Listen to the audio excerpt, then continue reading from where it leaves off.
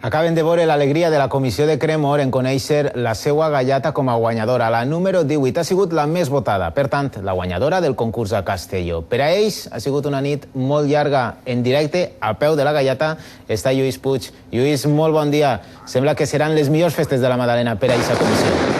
Hola, bon dia. Sens dubte seran les millors festes per a la gallata número 18 per a Cremor, que ha aconseguit per primera vegada en aquestes festes el primer premi en la votació que s'ha fet entre les 19 gallates de Castelló.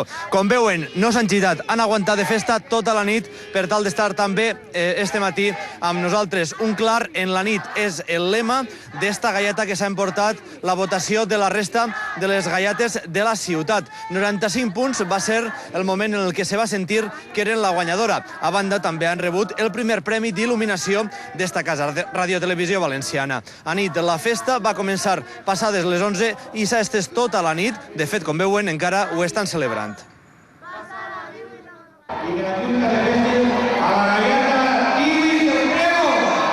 Per primera volta en la seva història, el sector 18 rep el primer premi al seu monument amb 95 punts.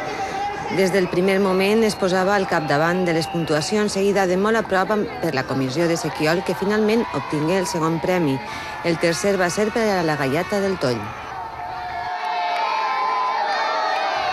La gallata 18, baix el lema Un clar en la nit, és una obra 100% clàssica. El segell del mestre Adrián Bernat es deixa veure en el tallat de la fusta, però no han renunciat a les innovacions que han fet que obtinga el premi a la millor il·luminació atorgat per Radio-Televisió Valenciana. Sí que nos tocaba. Si la gente hoy cuando íbamos hacia la Plaza Mayor decía, tranquilo que este año te toca. Bueno, parece que sí. Llevamos ya 2 años con el segundo consecutivo, ¿sabes?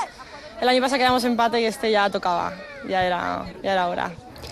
Avui són els guanyadors, però a més la gallata 18 obtenia el tercer premi a la millor gallata infantil, arredonint una nit especial per a la seva comissió.